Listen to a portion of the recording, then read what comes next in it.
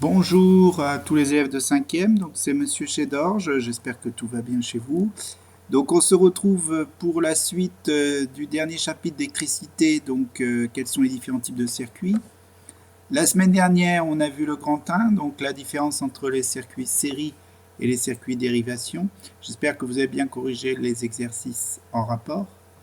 Aujourd'hui, on va s'intéresser notamment au grand 2 et la notion de court-circuit.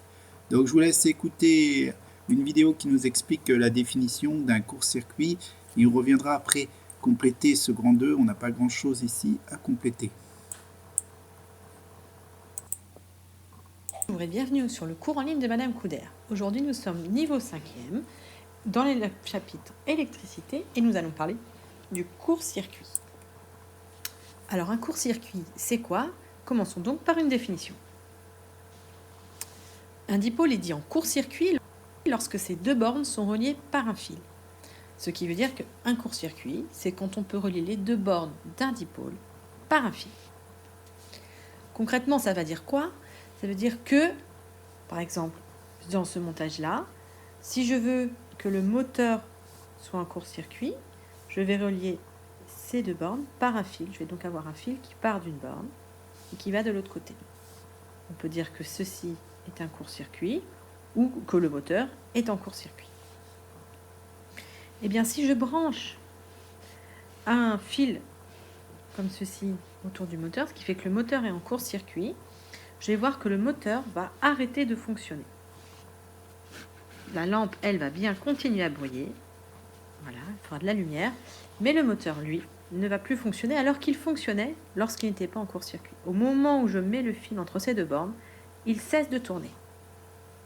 On peut donc retenir le résultat du cours. Un dipôle en court-circuit ne fonctionne pas. Attention, il y a une deuxième chose à retenir. On voit ici que si je mets un fil aux bornes d'une pile, donc si je mets une pile en court-circuit, on voit que le fil prend feu. En fait, lorsque le générateur est en court-circuit, le courant devient intense et donc il y a un risque d'incendie. Il faut donc retenir un générateur en court-circuit est dangereux. C'est souvent pour ça que... Donc j'espère que vous avez bien compris cette vidéo. Donc on a directement écrit sur notre fiche de ce chapitre 4 grand 2 le court-circuit. Donc à retenir un court-circuit, un dipôle est en court-circuit si les deux bornes sont reliées par le même fil. Un court-circuit sur une pile ou un générateur est très dangereux car il y a un risque d'incendie. Vous avez vu, quand elle a mis de la paille de fer sur sa pile, la paille de fer s'enflammait. Bon, c'est des expériences que j'aurais aimé vous faire, mais malheureusement, nous ne pourrons sans doute pas les faire.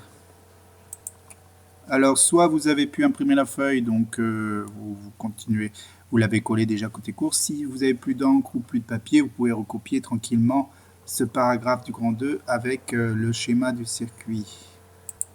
Justement, venons-en à ce schéma du circuit. Donc on voit ici que la pile est court-circuitée car ici on a un fil, vous le voyez tous, le fil du court-circuit qui relie les deux bornes de la pile. Alors ce que j'aimerais absolument vous montrer ici dans ce circuit, ce que vous me rajouterez sur votre cours, c'est que fait le courant électrique ici.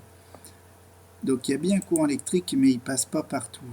Le courant électrique sort de la pile ici du plus et là le courant électrique a le choix entre revenir au moins en passant que par un fil ou faire le tour du circuit par la lampe. Alors là, quand il y a court-circuit, vous avez compris que le courant électrique ne passe juste que par le fil de court-circuit. Donc il va faire ceci.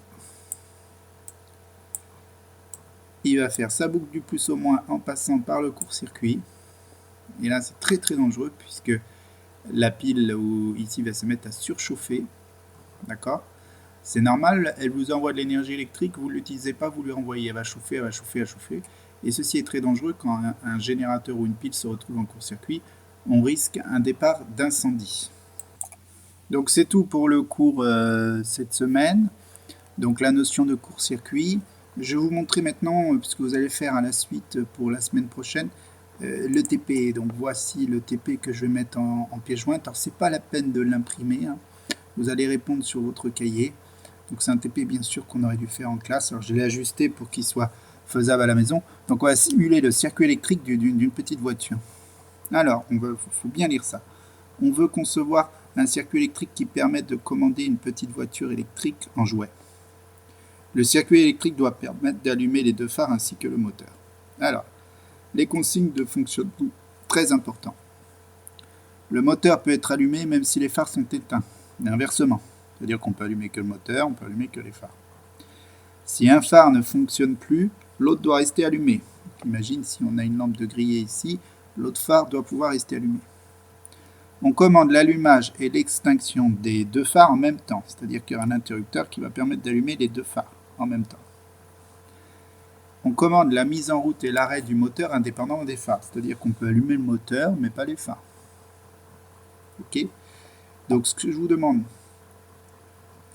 c'est déjà de trouver parmi ces 4 circuits, donc c'est une version bien simplifiée du TP évidemment, ça aurait été plus intéressant de le faire en classe, mais bon, c'est pas possible. Donc vous avez 4 circuits ici, donc vous relirez bien les conditions de fonctionnement du circuit. Il faut me dire lequel de ces 4 circuits respecte bien ce qu'on nous demande pour le fonctionnement de la voiture. Ensuite, sur votre cahier côté exercice, quand vous avez trouvé le bon circuit, vous allez le schématiser 4 fois. Ok. Vous faites ça dans votre cahier côté exercice. Si vous avez de l'encre, vous pouvez imprimer cette deuxième feuille. Si vous n'en avez pas, vous schématisez directement 4 fois le circuit. Alors 4 fois le circuit, mais avec des petites différences, puisque dans le premier circuit, je veux que le moteur est éteint et que les phares soient allumés. Donc là, attention à la position des interrupteurs.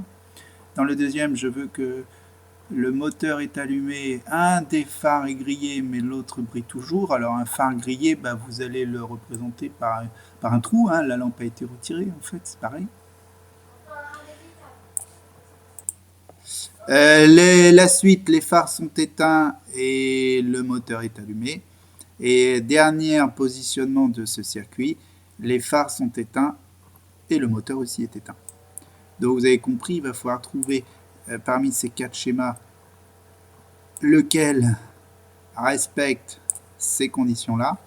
Et quand vous avez trouvé ce circuit, vous le recopiez 4 fois en positionnant les interrupteurs comme il faut pour répondre à ces questions. On corrigera ça la semaine prochaine. Soyez sérieux, puisque je prévois un QCM sur l'électricité quand on l'aura terminé. Donc faites bien le travail demandé. Allez, je vous souhaite une bonne semaine et à bientôt.